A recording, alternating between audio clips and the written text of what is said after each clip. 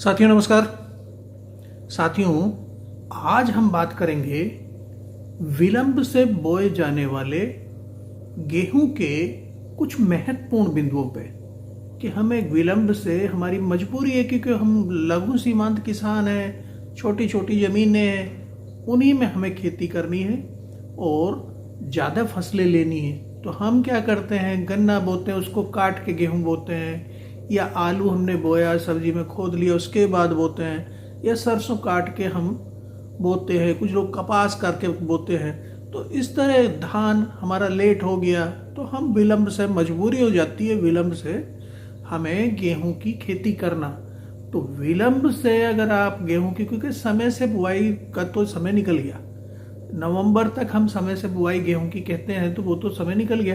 अब दिसंबर में जो आदर्श समय है वो 21 दिसंबर तक माना जाता है। लेकिन अगर हम कुछ अच्छी प्रजातियों का चयन करें जो विलंब से ही बोई जाती हैं, तो हम दिसंबर में अपने खेती कर सकते हैं। कुछ किसान जनवरी तक बो लेते हैं, जनवरी के फर्स्ट वीक तक चले जाते हैं, तो उसमें नुकसान ज़्यादा होता है। हमें ध्यान ये रखना है कि हमारी जो सामान्य बुआई की जो प्रजातियां हैं, समय से जो बोई जाती हैं, नवंबर तक बोई जाती हैं, वो 140 से 150 दिन ले लेती हैं। और जो हमें लेट में अगर बोना है तो वो कम समय में पकने वाली होनी चाहिए कि 120 से 140 दिन में वो पक जाए।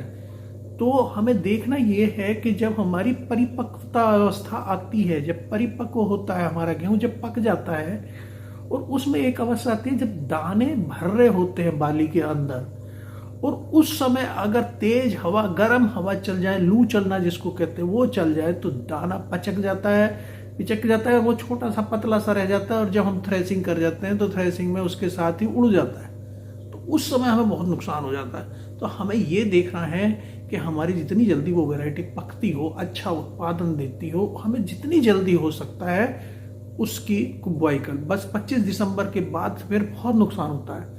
तो हम अगर बहुत ज़्यादा विलंब से बो रहे हैं तो हमें जल्दी पकने वाली प्रजाति का चयन करना है। बहुत सारी प्रजातियां विलंब से बोने के लिए संस्तुत की गई हैं वैज्ञानिकों के द्वारा, विशेषज्ञों के द्वारा। तो पहली बात तो हमें संस्तुत प्रजाति का ही चयन करना है और जितना जल्दी हम बो सकते हैं उसकी बुआई करना है। तो सामान्य बुआई में तो हम 10-12 टन गोबर की खाद डाल के अच्छी तैयारी करके करते हैं, उसमें समय मिल जाता है। 1 महीना पहले हम गोबर की खाद में मिला लेते हैं, सड़ी हुई गोबर की खाद मिला लेते हैं। लेकिन विलंब की दशा में थोड़ी सी दिक्कतें आती हैं, तो हमें मैनेजमेंट, प्रबंधन पे बहुत ध्यान देना है। और उसमें जैसे मैंने बताया कि हमें विलंब से गेहूं की बुआई में 2-3 चीज़ें बहुत ज़रूरी है। एक तो हम छिटकवा बो देते हैं, इसको कोशिश करिए कि सीड ड्रिल से ही बोना है, लाइन से बोना है। और सामान्य बुआई में जब हम 22 से 25 सेंटीमीटर दूरी पे लाइन से लाइन की दूरी रखते हैं, इसको हमें घटा देना है। इसे हमें 15 से 18 सेंटीमीटर की दूरी पर ही बोना है। तो पहला तो हो गया कि हमें कोशिश करनी है कि हमें 25 दिसंबर तक इसको समाप्त करना है अपनी बुआई को, क्योंकि उधर अगर गर्मी पड़ेगी और लू चलेंगी तो उस समय दाना नहीं बन पाएगा। तो हमें ये कोशिश करनी है। दूसरा, हमें जैसे मैंने बताया, संस्तुत प्रजातियों को ही बोना है, जो 120 से 140 दिन के अंदर की होती हैं, जिससे वो जल्दी तैयार हो जाए। तीसरा, हमें लाइन से बोना, लाइन की हमें दूरी कम करनी है, 15 से 18 सेंटीमीटर करनी है, 20 से 25 सेंटीमीटर की जगह पे जो हम सामान्य में बोते हैं, नवंबर तक बोते हैं। बीज की मात्रा को बढ़ाना है। हम जहाँ 100 किलो बोते हैं 1 हेक्टेयर में, वहाँ हमें 125 किलो लेना है। 20-25% बीज को बढ़ाना है। बीज हमें जो घर पे रखा हुआ है वो सामान्य प्रजाति का है, जो सामान्य बुआई में इस्तेमाल करना था, हमें समय से बुआई में इस्तेमाल करना था, उसको नहीं इस्तेमाल करना। पीछे 30 संस्तुत प्रजाति का प्रमाणित बीज, गुणवत्ता युक्त कटा फटा बीज नहीं बोना है। तो ये भी ध्यान रखना है विलंब से बुआई में हमें कि 100 की जगह 125 लाइन से लाइन की दूरी को हम कम कर देंगे और इसको लाइन में बोना है, सीड ड्रिल के द्वारा बोना है। तो इसमें हमें एक तो मिट्टी की जांच कराने लेनी चाहिए, जिससे हमें उर्वरकों का पता लग जाए कि कितना डालना। नहीं तो संस्तुति के आधार पर जो रिकमेंड करते हैं हमारे वैज्ञानिक 120, 60, 50 जो नत्रजन, फास्फोरस, पोटास की जो संस्तुति करते हैं वो मात्रा हमें देनी है। और उसमें भी नत्रजन की मात्रा हम 1/3 डालिए शुरू में बेसल में, और पूरा फास्फोरस, पूरा पोटास ले लीजिए शुरू में। और फिर जो बाकी मात्रा नत्रजन की बची है उसे पहली सिंचाई पे और दूसरी सिंचाई पे हमें देना है।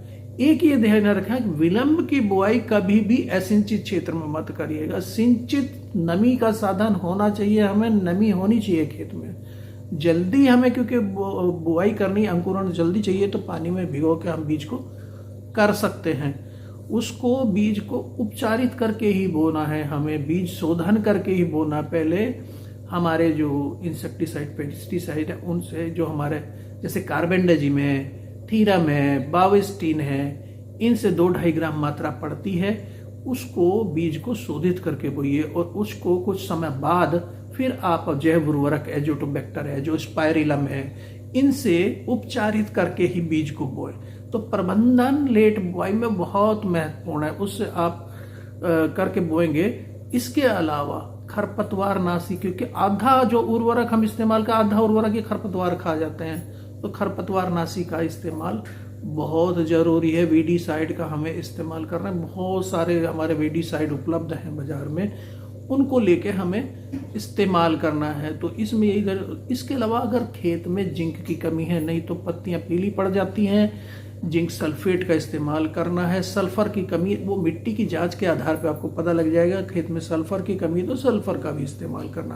तो ये 2-3 चीजें हैं जो हमें ध्यान रखने वाली। साथियों, गेहूं की विलंब से अगर हम बुआई कर रहे हैं तो उसके लिए जो रिकमेंडेड वैरायटी है वैज्ञानिकों द्वारा, उनमें DBW 316, PBW 833, DBW 107, HD 3118, PBW 752, PBW 771, DBW 173, HD 3059, HD 3407, Narendra 1076, HD 3271, UP 2338, HD 2888, राज 3765, HD 3018, HD 3167, HD 3117, HD 3059, HD 2643, राज 3077।